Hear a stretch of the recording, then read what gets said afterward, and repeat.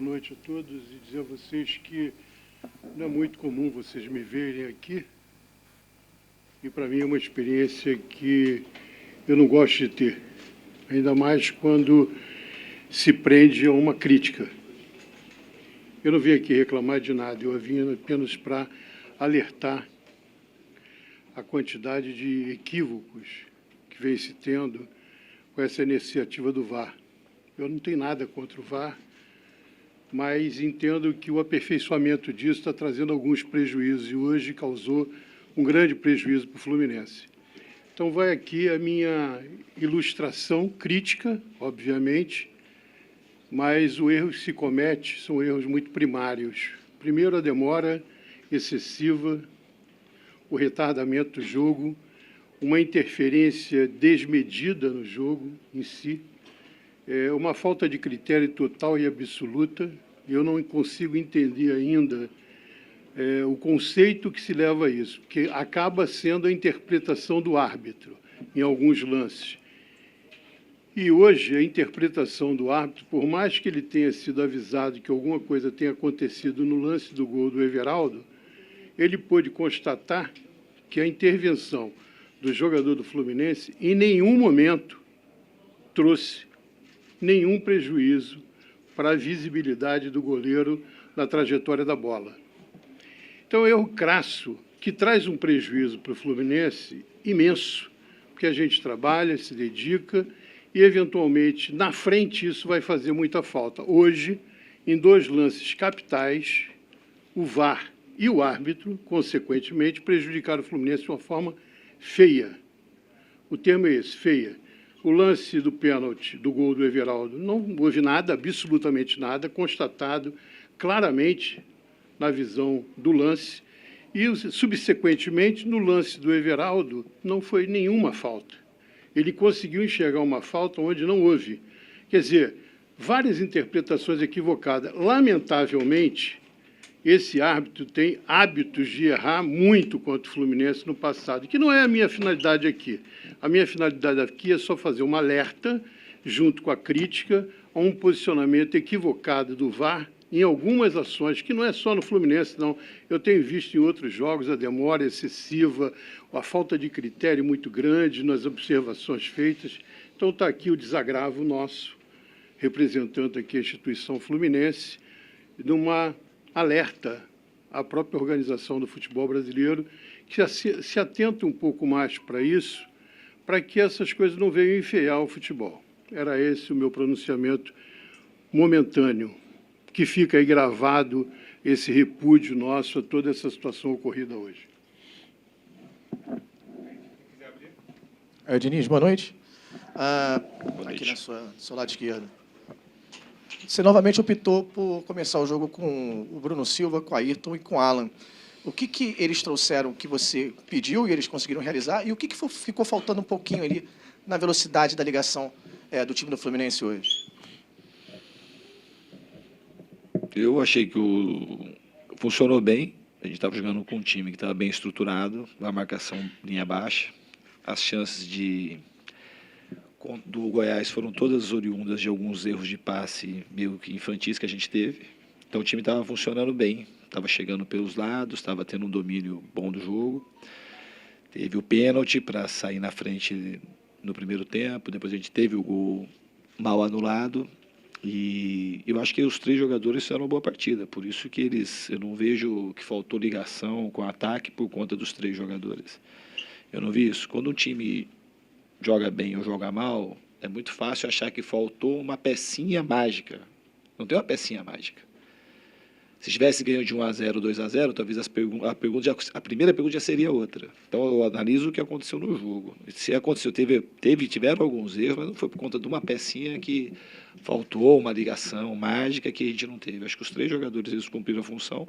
A gente cometeu alguns equívocos, alguns passes errados que, como eu disse, originou alguns contra-ataques perigosos do Goiás, mas, de maneira geral, a equipe fez uma partida equilibrada.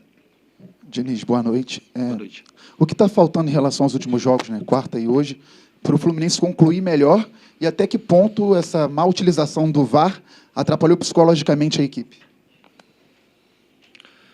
Psicologicamente, eu não sei, ela atrapalhou de fato, não foi psicológico. O gol do Everaldo, assim, não tem cabimento, é uma coisa assim, o VAR, eu sou a favor do VAR, totalmente a favor, para corrigir as injustiças do futebol, deixar o futebol mais justo. Agora, você usar o VAR, o que demora 10 vezes para cometer um erro tão grande, é uma coisa que é o que o Paulo Júnior acabou de falar. É uma máquina muito grande, o futebol, um campeonato muito difícil, o campeonato é equilibrado. E a gente pode até ter erro, mas esse tipo de erro ele não pode acontecer. Do jeito que aconteceu hoje, o que prejudicou foi o fato que a gente tomou o gol, depois tem que expor um pouco mais o time, aí depois você vai no lance que o time está um pouco mais aberto, aí tem erro do time, claro que tem erro do time. O time estava um pouco mais aberto que deveria ali, isso é uma coisa que a gente pode corrigir. Mas a gente não pode corrigir esse tipo de erro que é determinante. Determinante no gol que a gente marcou, que a partida seria totalmente outra, e determinante no gol que o Goiás acabou fazendo. Boa noite. A minha pergunta vai para o Paulo. Aqui, Paulo. Outros dirigentes de clubes brasileiros também já fizeram reclamações do VAR, e com suas razões claras por erros que aconteceram durante as partidas. Existe alguma conversa entre vocês, dirigentes de clubes de Rio, São Paulo e de outros estados que disputam o Campeonato Brasileiro, para alguma conversa com a CBF para a modificação da utilização, um preparo maior para os árbitros? Há essa conversa entre vocês? Olha, eu, particularmente, não tenho participado de nenhuma conversa nesse sentido. Quem participa mais dessas ações é a própria presidência do clube. Mas eu acredito que a CBF deve estar bastante atenta a isso, porque os erros têm se dado sucessivamente, entendeu? E a dificuldade que mais me impressiona é na hora da decisão. Quanto vejo que os árbitros são, não vou dizer incompetentes, que não chegaria a esse estágio, mas quanto eles são inseguros para determinar, às vezes, um erro qualquer. Muita dificuldade, eles têm uma demora muito grande da ação. Eu não sei se alguém de cima interfere na hora que ele está vendo o lance, discute com ele, porque demanda um tempo. Primeiro, da ação do VAR, e depois da definição dele. E eu percebo que eles ficam ali olhando o lance, mas eu não sei se alguém está falando alguma coisa com eles, porque eles demoram muito a decidir. Uma demora. Hoje, esse lance, o lance que originou o pênalti a favor do Fluminense,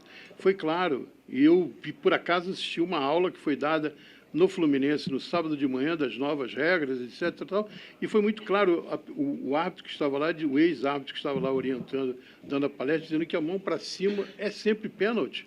Então, ok, eles olharam e tinham a mão para cima, pênalti. No lance do Everaldo, no gol, a demora que ele teve para interpretar o lance, e que me chama mais atenção é que ele demorou muito e errou. Pô, isso aqui é péssimo. Para mim, isso é péssimo. Quer dizer, ele teve a chance de olhar o lance, que o VAR proporciona para ele toda a filmagem do lance, e ele mesmo olhando o lance, ele erra. E aí, eu quero entender o seguinte, é o VAR ou os árbitros continuam errando nas suas definições? Porque ali a definição era puramente dele. Veio o alerta, ele olhou, e ali a definição dele, ele erra. Será que ele é capaz? Ou ele está atrapalhando também o VAR? Porque antes eles atrapalhavam a equipe, hoje eles atrapalham a equipe e, de repente, também o VAR. Diniz, eu queria perguntar em relação ao Luciano. A gente estava agora na zona mista com ele e ele pareceu muito abalado, né, por tudo que aconteceu. Assim, ele estava falando até de um jeito bem imponente, principalmente por conta da vaia da torcida. Ele fala, se a torcida quiser criticar, pode criticar. Eu assumo a minha responsabilidade e se o treinador achar que eu não sou bom Fluminense, eu estou aí para isso. Eu queria que você falasse um pouquinho disso, assim, você falou, não é uma peça mágica, né? Mas o torcedor sempre procura um vilão. E hoje eles encontraram esse vilão no Luciano. Então, como administrar isso em relação ao pênalti também, que ele também foi perguntado, que não é o primeiro pênalti que ele perde, e se é determinação sua e se ele continua sendo batedor oficial.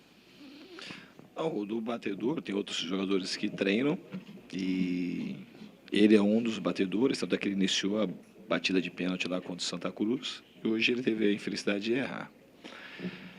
Quanto ao torcedor, a gente não consegue controlar o torcedor. O torcedor já aplaudiu muito o Luciano, hoje vaiou, porque o torcedor ele tem essa característica emocional. A gente aqui não foi vilão de nada, o Luciano. Ele perdeu o pênalti, teve a coragem para bater e errou o pênalti. Então, é um cara muito importante para a equipe, está fazendo uma temporada brilhante. E é isso. E a gente espera que daqui a pouco na sequência, ele vai voltar a jogar bem, voltar a fazer gols e vai ser aplaudido pelo torcedor. Aqui é a sua esquerda, boa noite. Na partida contra o Santa Cruz, você escalou o Alan no lugar do Ganso, do lado do Bruno Silva e do Ayrton. O time não teve uma boa atuação, não conseguiu ficar tanto com a bola como costuma ficar nos últimos jogos, como vem ficando. E hoje você optou por repetir, a gente tinha expectativa de que talvez o Léo Arthur pudesse começar, ou até mesmo o Pedro. Por que você resolveu repetir o time, mesmo diante de uma atuação um pouco abaixo da média contra o Santa Cruz? E o que você esperava, mesmo dentro de casa, com novamente o Alan fazendo essa função ali? Eu esperava que o time concluísse as chances que teve, que eu, como eu disse pela primeira pergunta. Essa pergunta, assim, para a gente mudar, tentar fazer o futebol melhor, essa pergunta teria que ser a mesma se a gente tivesse ganho o jogo de 1-0, 2-0, podia ter acontecido. Se essa pergunta sua for a mesma, era uma pergunta legal. Agora, quando a gente perde, vem uma demanda de perguntas, o jogo de hoje foi totalmente diferente do jogo do Santa Cruz. E o jogo do Santa Cruz, a gente jogou mais errado do que mal. A gente teve um número de finalizações parecido com o que a gente teve aqui na quarta-feira. A gente cedeu muito contra-ataque. O time dele estava impulsionado pelo calor da torcida, fez uma marcação alta. A gente errou, o campo era muito irregular. Então a gente teve chances muito claras de marcar.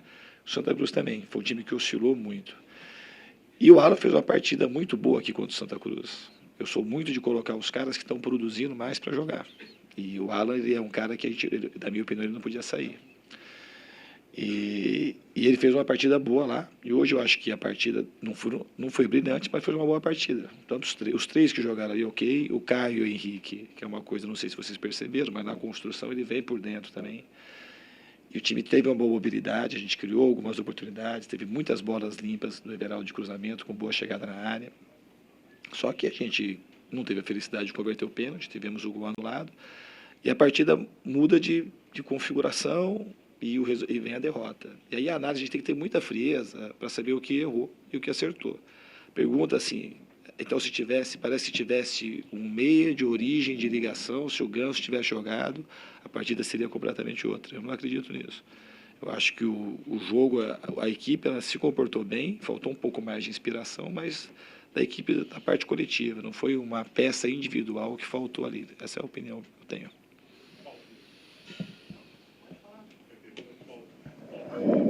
O Fernando agora tocou no nome do jogador específico, o Everaldo. O contrato dele terminará com o Fluminense no dia 17 de maio, se eu não estou equivocado. Qual é o planejamento que vocês têm com relação a esse atleta até o final do contrato dele? Ele fica ou não no Fluminense? Fala-se muito em Corinthians. Não, ele vai ficar até o final. E pretendemos que ele continue por mais 3 ou 4 temporadas. O Fluminense tem feito grande esforço para que isso aconteça. A distância de tudo que ele tem de oferta é muito pequena para o que o Fluminense oferece.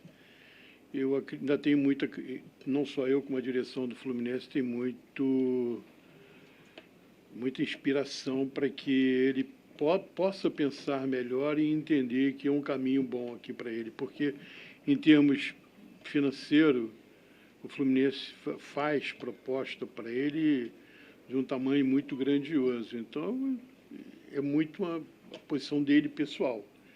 Posso dizer para você que a proposta que o Fluminense apresenta para ele é uma proposta bem significativa. Para o mercado do futebol brasileiro é bem significativa. Agora, é uma opção, vai passar a ser uma opção dele, com certeza. Fernando, boa noite, aqui à sua esquerda. É um prazer falar com você mais uma vez. Fernando, o Fluminense perdeu por Santa Cruz 2-0, não jogou bem, mas vocês se classificaram nas penalidades pela Copa do Brasil. Hoje, com o Goiás também, vocês jogaram até melhor do que o Goiás, mas sofreram o gol e perderam. Foram 2 derrotas. O que fazer para não cometer esses mesmos erros contra o Santos, que é um clássico mundial, é uma equipe boa, que vem de uma vitória diante do Grêmio 2-1 fora de casa. Esse aí, já que o Fluminense também tem a Copa do Brasil e a Copa Sul-Americana nesse período, para não se complicar no brasileiro. A primeira coisa é ter clareza nas análises. A gente já fez uma prévia aí do que aconteceu contra o Santa Cruz, ver com mais clareza o que aconteceu no jogo e ir corrigindo. Não tem uma vara mágica, é trabalhar insistentemente. Quando a gente perde, as coisas não estão todas erradas, e quando a gente ganha, as coisas não estão todas certas. A gente vai corrigir aquilo que tem que ser corrigido e a gente vai manter aquilo que está sendo feito com correção. a gente está ganhando mais possibilidades de jogadores. E a gente vai montar o melhor time possível para encarar o Santos, para encarar o Grêmio. São 2 partidas fora de casa com 2 adversários muito fortes. Mas a gente vai trabalhar bem para a gente ir para campo e fazer 2 boas partidas. Em cima dessa pergunta também, Diniz, são 2 adversários dificílimos. Você pensa em utilizar o Pedro desde o início, contra o Santos ou contra o Grêmio, ou contra os 2? O Pedro, a gente está indo com uma cautela grande. Na realidade, a gente acelerou um pouco a volta do Pedro. Inicialmente, ele faria a primeira partida hoje. Ele conseguiu participar um pouco dos 2 jogos Santa Cruz. Hoje ele entrou mais um pouco. E o que a gente está fazendo o máximo possível para o Pedro ir voltando à condição dele ideal, para ele conseguir, quando ele for iniciar a partida, ele se sentir totalmente à vontade. Tem uma ansiedade do jogador, ansiedade do torcedor, tem uma ansiedade até nossa, que o Pedro comece o jogo. A gente está tendo um maior cuidado para a gente oferecer as condições ideais e necessárias para quando ele começar, ele sinta vontade para conseguir, de repente, jogar os 90 minutos. Então, a gente está indo passo a passo, pouco a pouco, dia a dia. Então, assim, não vou te responder se é na quarta, na quinta, ou no domingo, ou no outro jogo, mas caminha-se para que o Pedro, em determinado momento, a tendência é que ele inicie a partida. Isso é claro, um jogador de grande peso, de grande empatia com o torcedor, um talento raro, jogador convocado para a seleção brasileira. Então, ter ele de início é o que todo mundo quer. A gente só está tendo cuidado para colocar ele na hora certa. Diniz, boa noite. David, aqui dos Antenados na Jogada. Queria saber sobre a possibilidade de, quem sabe, você jogar no Fluminense, com o Fluminense sem Ayrton e Bruno Silva, né? Porque o Bruno hoje não fez uma boa partida, foi até mais vaiado do que aplaudido, né, no final ali, quando foi substituído. E o Ayrton mostra ali mais força na marcação e tal, mas também ainda sem ritmo, né? Falhou também contra o Santa Cruz. E eu queria saber dessa possibilidade de jogar com um dos 2 ou, enfim, com outra opção na volância do Fluminense. Os 2 estão jogando, e, na minha opinião, o Ayrton não é um jogador só de marcação, um cara que tem um passe primoroso para iniciar a construção das jogadas. O Bruno Silva é um jogador muito importante para a equipe. E os 2 jogadores, eles fizeram um bom jogo, eles não saíram porque estava mal, e não é porque a torcida vaiou, que, a minha opinião, está de acordo com o torcedor necessariamente. Saiu naquele momento que eu queria ganhar o jogo, e eu coloquei o Léo Arthur, porque fresco no jogo, e com a tentativa de ganhar o jogo, mas o Bruno Silva estava fazendo uma boa partida.